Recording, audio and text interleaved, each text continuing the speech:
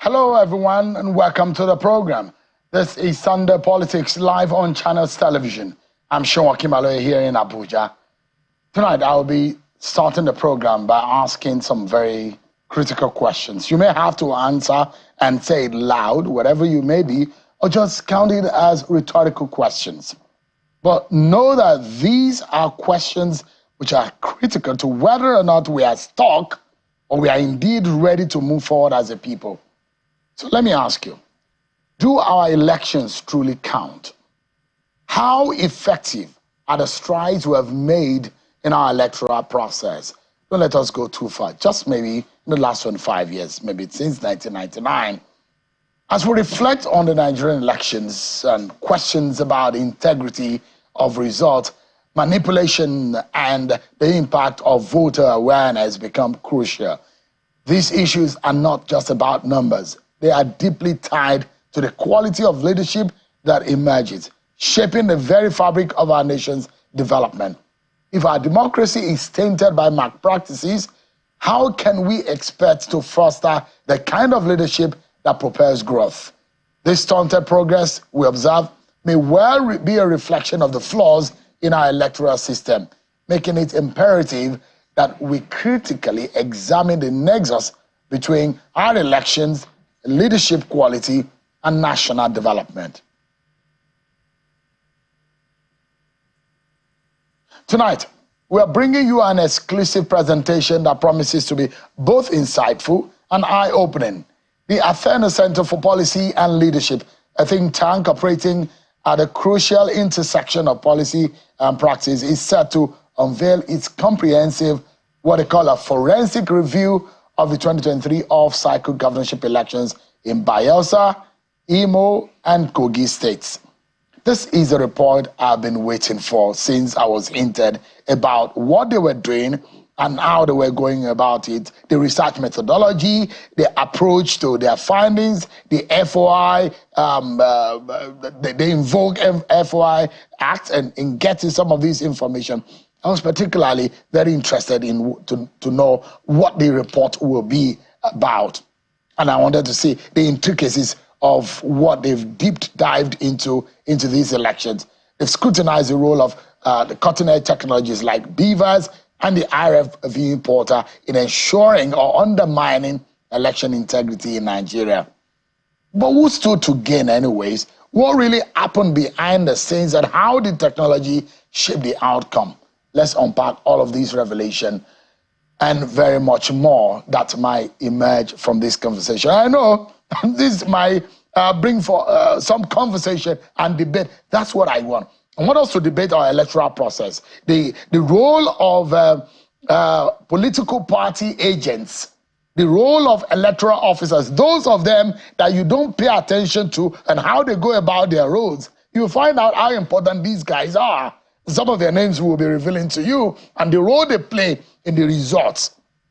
Tonight, I'm being joined by a former governorship candidate, a former Corps Marshal of the Federation and of the FRSC, a former Minister of Aviation, and the founder of the and the Chancellor of the Athena Policy and Leadership Center, Mr. Osita Chidoka. Thank you so much indeed for joining us tonight. Thank you very much. How long did it take you to get this report ready?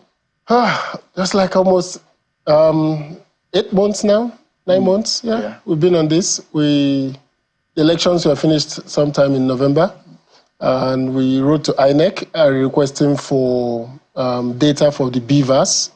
They responded. Then we wrote further again requesting for data from EC8Bs, EC8C, EC8D, the collation, the final result from each state, and also ECG40, where they recorded the places no elections took place and for reasons why it didn't take place. And we also downloaded the results from the IREV. So the results on the IREV are PDF files. So we downloaded the almost 10,000 plus results and then had to transfer them to Excel sheets. So we had a team type them all out. We had a team review that, and then we began to compare them with what the beavers told us. And it's interesting. Quite interesting. And INEC availed you all of these results and all of these documents. Interestingly, when I made the Freedom of Information request, everybody said it wasn't going to happen. INEC would not respond, but they responded. They gave us all the information. We paid minimal fees, some 3,000, 10,000 for the photocopying of the papers. We have some issues with the documents we got from them, but that's some of the things we will unpack as the show goes, because if we want a document from the beavers, we thought it will have had timestamps of the beavers showing the time, from the machine itself. So if it was uploaded to a server, we would have loved to see the server report showing that this was extracted from the server where these results were put. But then that's a step forward. Just as a form of disclaimer, you have played a major role politically speaking. Yes. Now, this is what you do outside of politics. Is it that you have retired from politics and you are embracing the work at Athena Policy and Leadership Center? Or what exactly? How can Nigeria see you? I will respect what you do because you've participated at the highest level of election, the presidential election. You've been a governorship candidate maybe once or twice. Now, so you understand the intricacies of going through an electoral process. So when you told me that this was available, and I sat down not once, not twice, with you on some of these, I looked at it with my own experience on the field, and I was wondering, these are detailed work by yourself and your team. What exactly is your status politically now? Okay, so and I like this question because it puts everything in perspective. In 2017, I ran for governor in Anambra State.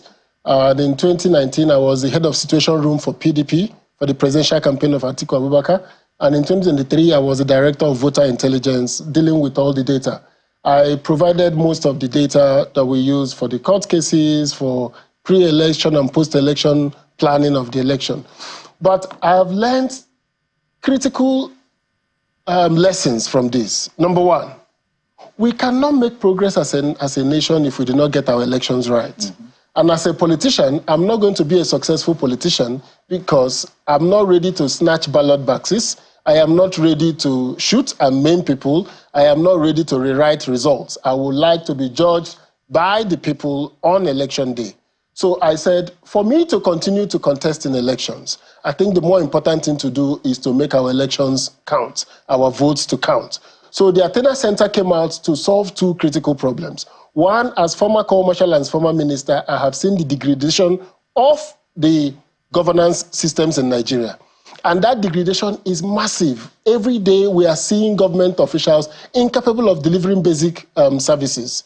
And secondly, I have seen our elections, despite investments in technology, the trust in our elections have reduced dramatically. So I have elected to, instead of going for the next election, instead of having the conversation about the next thing to do, to join the next government, let's fix Nigeria and the election. So my commitment now is on a non-partisan basis to look at issues and provide solutions. We do not want to glorify problems. I am not doing this to criticize government or INEC or this institution. I am doing it for us to solve problems. If that is my contribution to Nigerian politics and I did not win political office, so be it. If it makes it possible for people like me who want to contest in a free and fair election to win elections, then I will consider that measurable success on my part. But I think that beyond everything in Nigeria, we need to tackle the system failure that is going on now.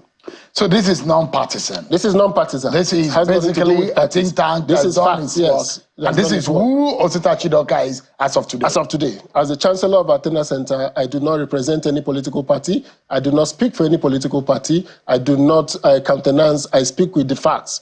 And the influence of the fact, me as a person may have my own views, but these views are the views of the workers of Athena Center. Some of them the brightest people around in the country, some of them young, exuberant people who have different political views than me. So we meet to ensure that the facts before us is what we deal with. Let's get to the screen, Osita, can we? Thank you very much. All right, great. And let's get to dissect these figures, shall we? So there are three elections that are under review tonight. There were the off-cycle election after the major election last year. The Imo election, the Bayelsa election, and the Kogi elections. And those are what we're going to be dissecting tonight. And so I guess we'll begin, Ernest, let me get these out of the way. so our viewers can be able to see what exactly we're talking about. Now, are we clear, everyone? Can we go? So let's begin with Imo State, which is one of the states where we had that off-cycle elections. So let's begin. This is what we know. The man that was declared winner is the APC candidate and the governor of Imo State. He got a re-election and he won that election as declared by INEC. But this is what we do know. 29.4% as a voter turnout. But what did you find out at the Athena Center when you dug into the result and you found out what exactly really happened in that election? So go to the next slide. So these are the key data from INEC and also from the Freedom of Information request. So against the 771,000 voters that was made to call the result, the Beavers only accredited 541,000 voters. Officially. On the day of election? On the day of election. 541,000. That's was what accredited by the Beavers. And on the EC8A, the electoral officers recorded a total of 728,887 votes. On the EC8B, some were cancelled. There was vote inflation. We went to 729,000. But along the line, certain cancellations, we come to 717 at the EC8D, the final votes that was used in calling the result. So this is 541, hold that number, and this is 717,000. So you can see the massive difference. So a lot of almost people, 200,000. Yeah, let's break it down.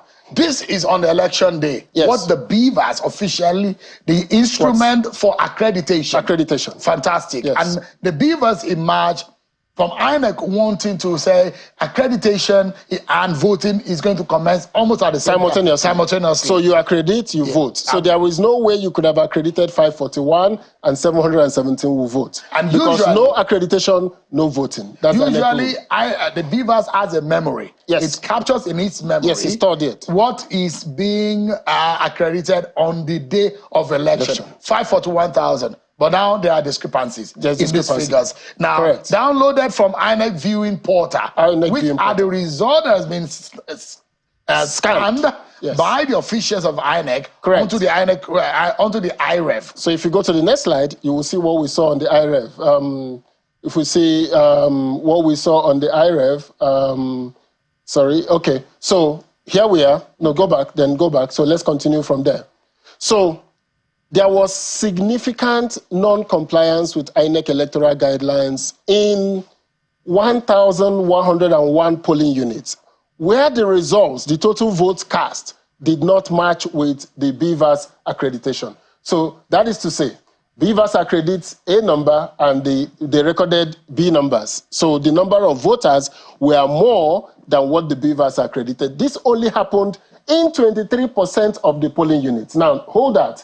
In 77% of the polling units, the results were consistent. The total votes and the Beavers matched. So there was very high compliance. Technology has helped us in Nigeria to say that our votes do really count. Our 73% was compliant. 23.1%, now this is the problem. They altered the election results. If you look at this, these are the local governments and these are the non-compliance issues. The highest non-compliance happened in about 10 polling units, in about 10 local governments. So you see Oru East, Uguta, Okigwe, Olo, Oru West, Ikeduru, Wangele, Oso, and Dunkwere. Interestingly, all these local governments are in the senatorial zone of the governor. This of the winner of the election, the APC candidate. The APC candidate, interestingly. But the highest was in Oru East, the local government of the governor. That's where we saw the highest non-compliance. So what happened was that whatever we saw as the official result, either the one uploaded on the Beavers, the one uploaded on the IREF, and the one INEC had, eventually, as given to you by INEC, there were discrepancies to the original result has been announced. So let's go forward. Now, there was overvoting in 807 polling units. In 875 polling which units. Which makes 18.3%. And it accounted for 345,000 votes, 47,560 votes. So these votes substantially impacted the final results. Now, again, where did these votes come from? It came from Oru, Oguta, Okigwe, Osu, and all the Wangele. So this is where these votes came from, where 54% of these polling units with overvoting are in 5 local government areas. 4 of those are in the senatorial district of Olu. So we saw a situation where the total vote cast were higher than the votes accredited. All right. If you look at it from the diagram on the screen, so in blue you will see the Beavers accredited voters. Yes, on the day of election, the blue. Yes.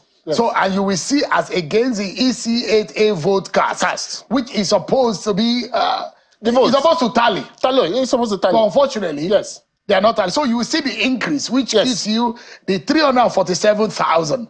I mean, the 18.3% unaccounted for, which we could not validate. We could not validate. Officially. So what that means is that by the INEC rules, once the votes are more than the Beavers accreditation, you cancel that polling unit. Now, in the polling units where there was this distribution of overvoting, APC got 293,000 of those votes, PDP got 16,000, and Labour got 15,798. So you could see that APC was the major beneficiary of the polling unit where the total votes and the BVATs do not tally. So that's interesting. A significant outcome of that. Yes. So let's go to now. This problem will have been solved if at the collation center, by INEC's guidelines, they said when you get to the collation center, the collation officer should take the BVAS and check the total number of accreditation on the BVAS before entering the result. That check will have meant that anywhere there was discrepancy, they will cancel. But that didn't happen. We observed that the addition of, that the results of 276 polling units were inflated. Instead of removing the votes that were over, they actually inflated the votes at the collation center. And we observed the addition of 54,000 votes over what was recorded in EC8A in 276 polling units across 24 local government areas. So this was widespread across the 24, but again, the culprits were Olu, Uguta, Osu, Olu, Uguta, Osu, and you can go back, yes. So this is the culprit, Olu, Uguta, Osu, Ehime, Idato. This is where the comparison of EC8A total vote cast and EC8B total vote cast diverged in all these local governments. And then these are the number of PUs where they inflated the results. So in 40 PUs in Olu, the number that was on EC8A was increased in EC8B. So the EC8B that was supposed to be the checkpoint turned out to be a place where they, not only did they take those results and added, they now increase the votes without any voting. In some places multiplication, in some places addition. And one of the things we did is that wherever we saw a difference of 5 votes, plus or minus 5, we considered it human error. Maybe because there was a lot of human error problems in this results. So we gave allowances for human error. For the one when the addition manually by pen, and the one that is entered on the beaver. The one on the beavers was static. You can't touch those. All right, let's quickly move forward. Now, polling units with overvoting, just let me give you an example of what we saw. Ojiridike, this is Ojiridike Ibe. He was the presiding officer at Okigwe 1, Umuchima Primary School. The beavers accredited 510 voters. He then recorded 1,228 votes, and APC got 1,200. LP got 10, PDP got 2, SDP got 10, and the total was 718. So Ojiridike Ibe now went, and instead of the 510 he accredited, he brought ghost voters. He added 718 votes to the vote. When he got to the collation center, Adamu Ogenechoja, who was the collation officer, did not look at the beavers, or if he did, he ignored what the beavers said. He went ahead and entered that vote without reference to the beavers. So Ojiridike and Adamu either connived or caused or decided to explain were mistaken or were misguided, but the fact remains that what Ojiridike entered was not what was in the beavers. And it is their duty as INEC official. He was the custodian of the beavers. So there was no way he could have recorded votes that were not on the beavers. He had the beavers. He submitted it to the residential area technical officer wwho brought it to the collation center. So there was no way they didn't see because what their was in the names papers. are also entered and officially documented, it's easy to know whose role and whose duty. We extracted this from the EC8A that is online. And the signature was also there. We also extracted this from the EC8Bs that we got from INEC. Did you align the results? Yes. I mean, the names as seen It's on each form. It's on each form. Let's move quickly. Yes. Now, what did this all tell us? This one tells us that the 3 local governments with the highest votes were 2 in Imo West and 1 in Imo North senatorial zones. They contributed 201,889 votes. So Oru East was the major culprit, 74,000 total votes cast. Beavers accredited 50,000. We had Okigwe, 34,000 and 63,000 total votes. Then the second one was Uguta.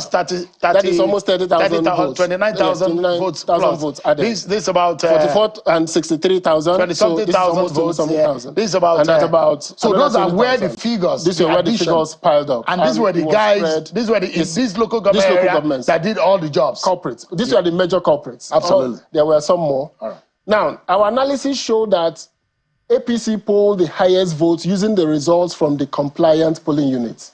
So let's assume that they have discarded all these 18%. Let's assume that the 27% of the votes that were faulty, that they had discarded it. 3,478 polling units had no problem. If they had used those results, where the Beavers and the total votes had matched, the total votes for that election will have been 308,000, not 700. APC will have had 194,000 votes. PDP will get 50,000 votes. LP 45,000 votes. APC would have still won. APC will have still won the election. But the PDP candidates and the LP candidates were not competitive in the election. At all. They were not competitive. They were nowhere to be found. Whether it is voter suppression, whether it is anything, they were not competitive in the election. So, now, this is what this is telling us. And the number of the presiding officers is against the 875 polling units with overvoting. So we had 738 of them, their names were legible. Some didn't write their names legibly. So these 738, their names are on our website. After this, you can go to the athena.center.org website and you can access the data. Part of what you will see are the names of the officers who did not record the votes that was what was entered in the Beavers. Now, this is important because when we use the word INEC, we hide the problem.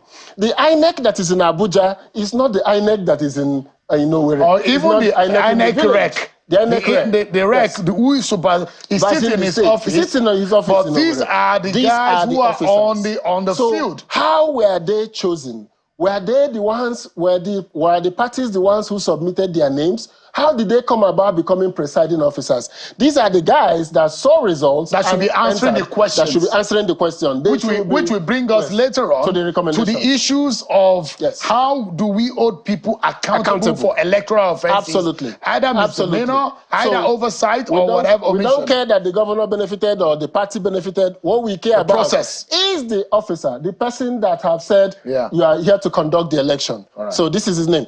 In the collation center, 96% of the ward collation officers wrote their names correctly. So these are the names of the collation officers, just sample.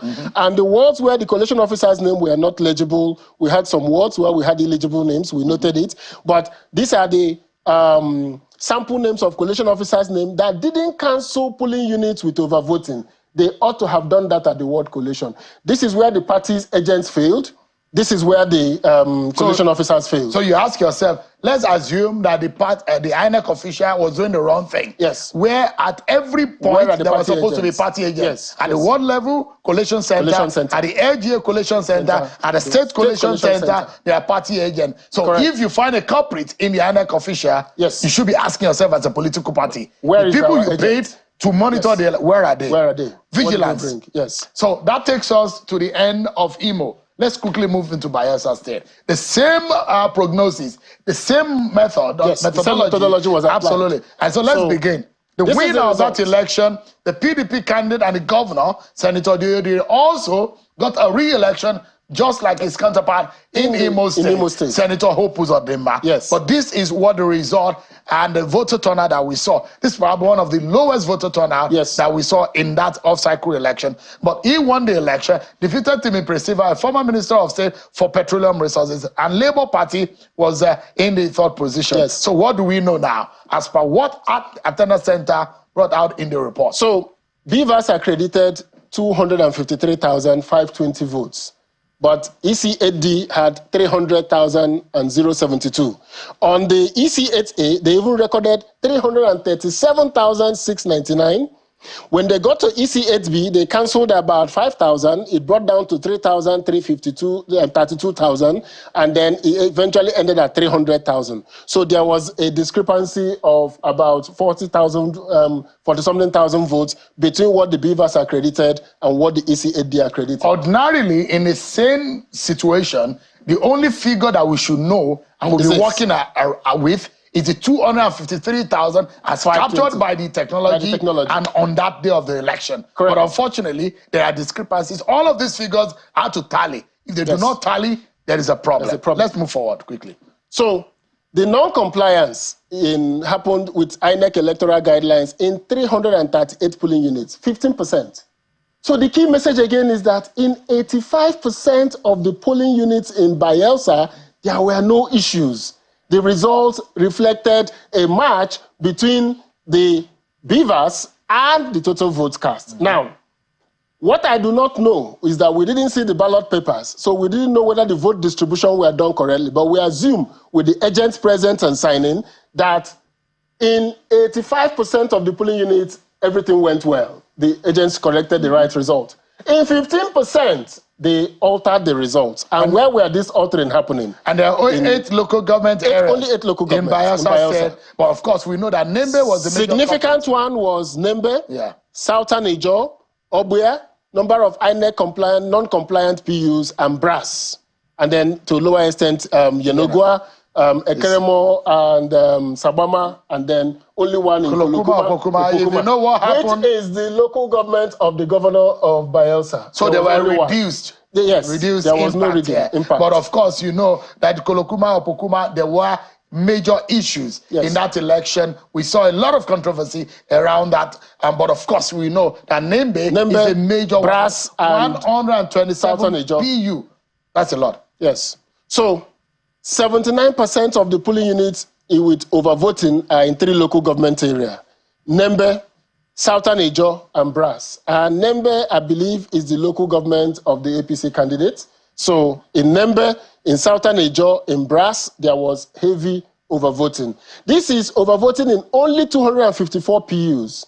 This significantly altered the results because APC got 80,000 votes in these polling units that were to be cancelled. LP got only 758 and PDP got 12,025 votes. So these are the problem areas, 3 local governments accounting for almost 80%. So 3 political parties benefited from the overvoting problem. The disease were transmitted the way to look at it, this is the cancellation of the total result, whether you benefited or not. So what is happening here is that you are looking for the party that won in those places that were tampered. That tells you who benefited. Absolutely. So 80,000 votes went to APC if you put these votes in. Absolutely.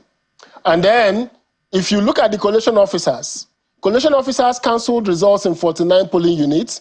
So 205 units with overvoting, contributing 78,095 votes, highlighting possible corrupt practices and impacting electoral integrity. So when they finished at the ward collation level, APC's Nembe was still number 1, Brass number 2, Southern Ijo number 3.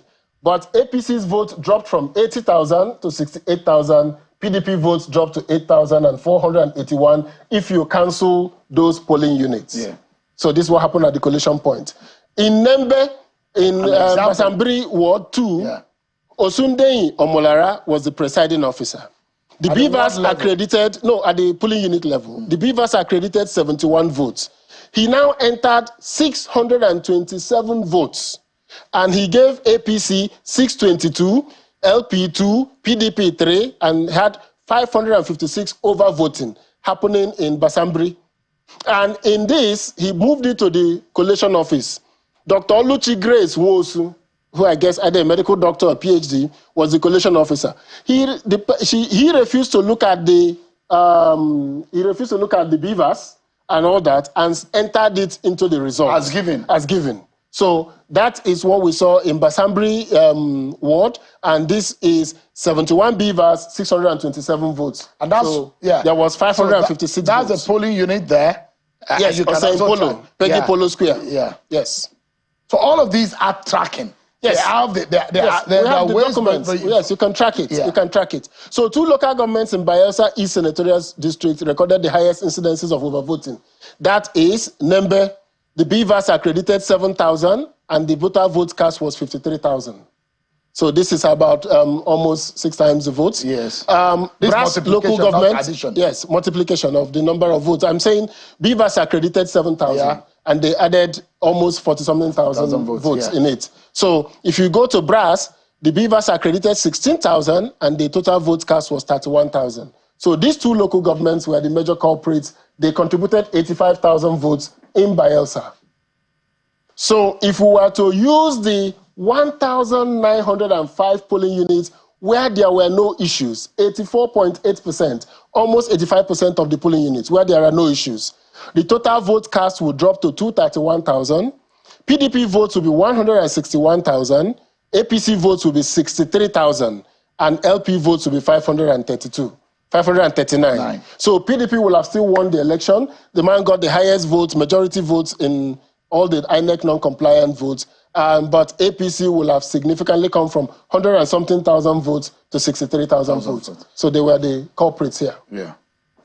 Now, these are the names of the 213 presiding officers' names out of 254 polling units that we saw their names. The others were not legible. So we extracted it from EC8A, downloaded from IREV.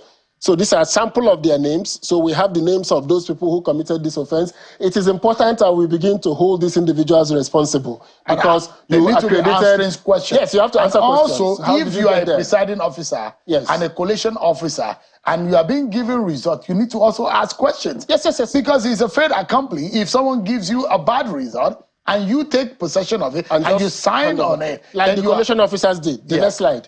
The collation officers. So all the ward collation officers wrote their names. So in Bayelsa, we had no eligible collation names. And these are the sample names of collation officers that didn't cancel polling units with overvoting. So Mahmoud, as against what the electoral law says, that if there is a discrepancy, you have the power to take the decision. Take that decision. You have that power.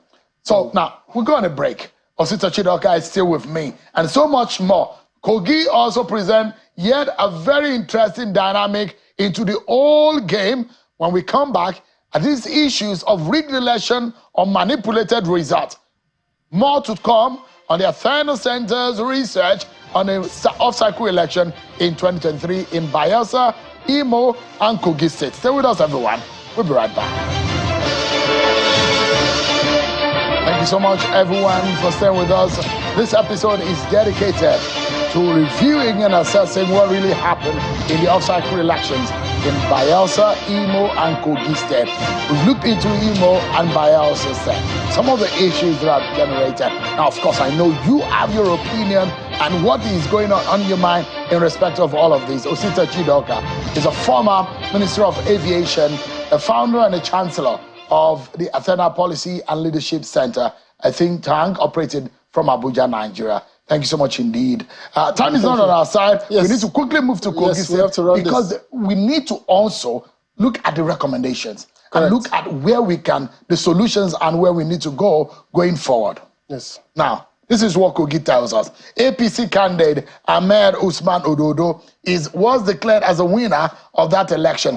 Voter turnout better than what we saw in Imo State, but we saw that APC polled 446,000, 259,000 to Murtala Ajaka of the SCP, and of course the PDP's Senator Dino Melaye polled 46,000, as announced by INEC. But what is the Athena Center learning from all of the documents that you have invoked the FOI to collect from INEC? So, Beavers accredited 656,000. So this result should not have been more than 656. Yeah. Any figure that we're talking about has to be in the realm of 656,000 people who turned up for the election. 792,000 was what was in the INEC IREF 8A. That's about 130,000 plus. But when you got to 8B, it increased to 821,000. And then when we got to 8D, after some corrections, it came to 794,500. So this was the number that declared the governor the winner, and that was the number for this. Now, significant non-compliance with INEC electoral guidelines in 786 polling units in 22%, 22.5%. That's where we had the alteration or the manipulation. 78% of the polling units in Kogi, the results were in tandem between the BVAS accreditation and the total vote cast. Hold that there. So in 22%, we saw the culprits, Okehi local government, Adavi and Okene, Adavi and Okehi. So in a number of INEC non-compliant polling units, from 280 in Okehi, in Adavi 185, in Okehi 91. And then it peters off as it's going down other local governments, is 1, 2, 2, 3, 5, all the way to 34 in Ampa, and 30 in Ajokuta, and 29 in Dekina. But this is where the major problem occurs. Interestingly, you discover that most of these local government areas are in one senatorial district. In one senatorial district. Absolutely. In fact, these are 3 contiguous local governments of the immediate past governor and the governor. So, overvoting occurred in 691 polling units, in 19.6% of the polling units, accounting for 318,000 votes. Now, if you look at these votes, total votes versus BVAS accreditation, again, the culprits, Okene, Adavi, Okehi, Lokoja, and Ajokuta. But the 3 biggest ones, 75%, occurred in 3 local governments. And if you distribute the votes, distribution of the overvoting, in those local governments where there were overvoting, APC got 278,000, PDP got 6,174, and SDP got 22,773. So if we were to cancel, these are the votes that were to be lost, that should be cancelled from this result. And that will affect from the bottom line of each of the political party and their candidates. Yes, and we have allowed for plus or minus 5 votes to say human error can happen. Margin of error. Still margin of error. So, but in all of this, these are the significant problems. All right. Now, if you look at the collation officers, they cancelled results in 34 polling units. So 657 PUs with overvoting down contributed 292,000 against the 300 and something we saw. So they cancelled, highlighting possible corrupt practices. And despite those cancelling those 34, the 57 votes were spread again in all the local governments, with Okene 262, Adavi 173, and Okehi 88. Now, the rest was all the way down to the lowest in Yaba East, in Kababunu, and then in Yaba West. Those are 22211. But here are the major culprits. So, and the votes still in the form EC8B, APC still had 67,000 votes. And these, of course, these are the negative votes. These are the negative that votes. You cannot These are the polling units that should have been deleted from the results. Now, we observed the addition of 15,000 votes over what was recorded in EC8A in 82 polling units across 12 local government areas. So when they got to the polling unit, to the collation center, the results from the polling units, they still added additional 15,000 votes. And these 15,000 votes were number of PUs with inflation. 29 was in Okene, 26 was in Adavi, and 4 were in Ampa, 4 Dekina, like that. So they were adding 15,000. So they added, no, not 15,000, a total of 15,950. 15,000 in all of those. In all of those votes. Yeah. And you can see the highest. The graph. Yes. This is the real votes, these are the inflated ones. Inflated ones, correct. So if we were to tabulate the results using the results of the INEC compliant polling units, 2,722 INEC compliant polling units. That means that this is what the results will have been. Total votes will have been 477,000, not 700,000 that they recorded. SDP votes will have been 238,000, APC 161, PDP 40,000. So SDP will have won the election with 238,000 votes. Sadly for them, all the negative all the votes, results, yes, we cannot ascertain. Yes, we cannot tally. But sadly, SDP SDP did not make 25% in 14 local governments. They made it in 13 local governments. Possibly substantiated result, based on what the hypothetical result. Absolutely. In this hypothetical result, we just saw that they made 238,000 votes. So APC was 161,000 votes. They, you can see the distribution of vote by party if it was done. So this is another example. Atta Abdurrahman was the presiding officer in Idoji. This is in Okene local government. Beavers accredited 228. He entered 733 votes in the EC8A.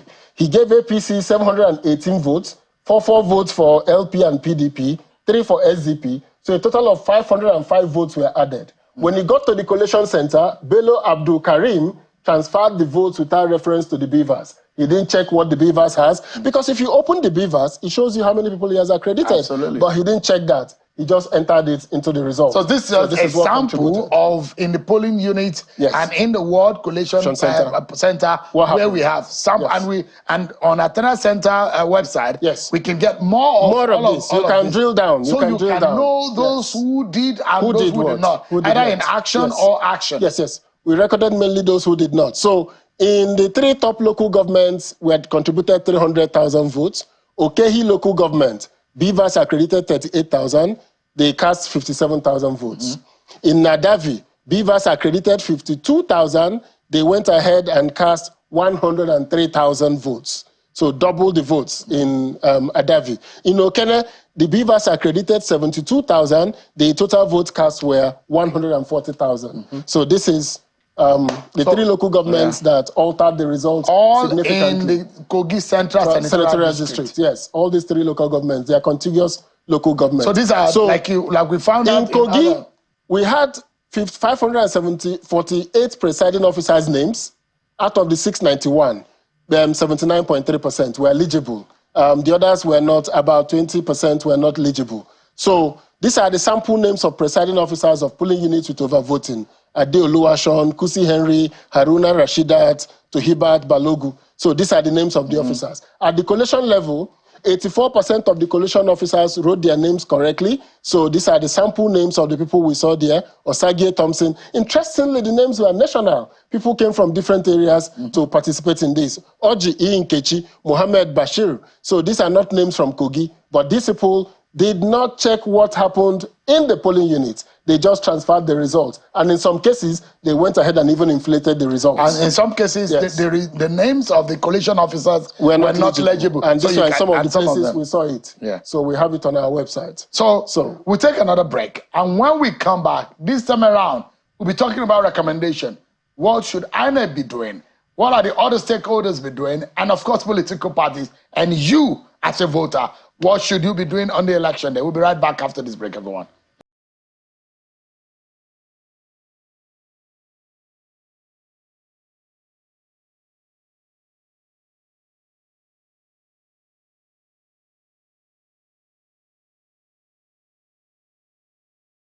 And we're going to run through some of the recommendations, legal framework in the process and the procedure of the election, and in terms of vigilance, which I think for me is very critical, not only on the political party side of things, but also a citizen. Mr. Chidoka, what are the things that we need to be looking out for in terms of the recommendation and the solution to some of the gaps that the Athena Center have found out? Okay, so the first one, let me take it at the polling unit. I think we should deepen the use of technology at the polling unit. 2 things should happen. The Beavers has an accreditation module, and it has a collation module, if I got INEC right in when they explained it to us first. So I think they should activate the collation module. What that means is that after the votings are done, they should enter the results into the Beavers, party by party, and the agents can sign on the Beavers. And then they should enter it manually so that you will have a paper trail of what happened. Now, the one on the Beavers will not allow you to inflate the results, because if the total number is more than the accredited voters, it shouldn't allow you to compute. So the worst you can do is to be able to maybe redistribute the votes, but you should be able to enter votes that tally with the accreditation. Because without accreditation, there is no voting. So I think we should do that, number 1. Number 2 is that there should be visibility about the presiding officers and the collation officers. What it is like is you are a petroleum trader, and you have a tanker and you buy petrol products. So now it is at almost, it's 700 naira. So once you buy 33,000 liters, you know how much money is involved. And then you give it to the driver.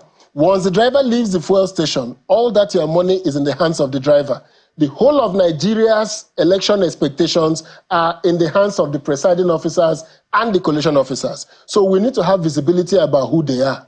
So the INEC should publish on their website, polling unit by polling unit, the names of the people. And when they are registering them, they have their photographs. Photographs, also. yes. They should register them, put them there with their photographs and say, this is the presiding officer, the assistant presiding officer, and this is the collation officer for your work. And then sometimes their details, their phone number, everything is there. It's there, yes, so sometimes. If you have all of these things at stake, and Nigerians should be aware that's why that people to hold accountable is not the reg or the INEC chairman. It's not the INEC chairman. No. Because those guys are away from the field. And the INEC chairman cannot give any instruction from Abuja to the INEC people in Enugu because they don't know him, they don't care about him. Yeah. So what is happening there is the local issues are driving it. But once you create that visibility, and the political parties are a major disaster in Nigeria because the political parties have not developed the mechanism to have proper polling unit agents who will enter the results and also hold the agents accountable. Because you ask yourself, if those, the reason why party agents are there is supposed to double check on behalf of the party. They're supposed to sign the results. And the ears of the party on the ground. But if they signed also, it means that they agree to... They agree to what happened. Exactly. So I believe that there is need for visibility,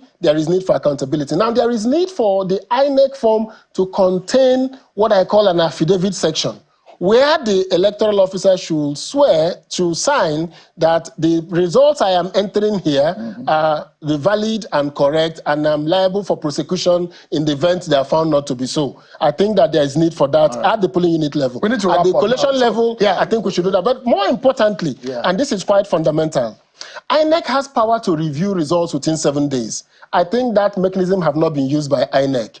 They should be able to review what the BVAS has against what has been entered and make sure they cancel all the appropriate results that needs to be cancelled. The 7-day review should not just only be INEC, it should be a hearing where the parties will tender their evidence of what they think went wrong, and INEC should review and make that happen. And finally, I think that we should ensure that we go back to Justice Uwe's report. An election offences tribunal should be set up. I believe we should contain, more importantly, and this is critical, all swearing in must be finished, all the petitions must end before swearing in. We must make sure that nobody takes advantage of the lacuna in the election. These are major and then before they go in. For the election. And you know, I believe also we should scan the results, all the paper ballots. They should appoint election auditors to scan the results. So before we get there, people should not be sworn in until the election results are done. There should be an electoral offences result. And, we need to go now. And then INEC must upload the form EC8B, the collation report. The way they upload the EC8A on the IRE, once they finish EC8B, they should upload it. So people can cross-check that what was in EC8A is what made it to EC8B. Plus, they must upload the BVAS report. We shouldn't wait for a Freedom of Information request to see what the BVAS are credited. Every BVAS machine should automatically upload the number of people it's accredited. We're totally out of time. Thank you so much. Unfortunately, the results are going to, the final verdict from the Supreme Court is going to be in a few days for some of the elections. But here we are. The lawyers in some of these cases now have some insight into how to go about some of these litigation. Interestingly, our program is not for litigation purposes. We have made it clear in our disclaimers. This is not a legal opinion. This is an opinion to enhance the credibility of our elections. That's why we waited till all the filings have been done, so that we make sure that our case is not for court case. Osita Chidoka is the Chancellor and the founder of the Athena Policy and Leadership Center, operating from Abuja, Nigeria, a former Minister of Aviation and a former governorship candidate in Anambra. So thank you so much indeed for your time tonight. I wish you the very best, you and your colleagues. Thank you so much indeed also for engaging us on this too. Appreciate it. Well, that's our show for today, everyone. Many thanks for watching. I'll see you tomorrow, 7 p.m. God bless Nigeria.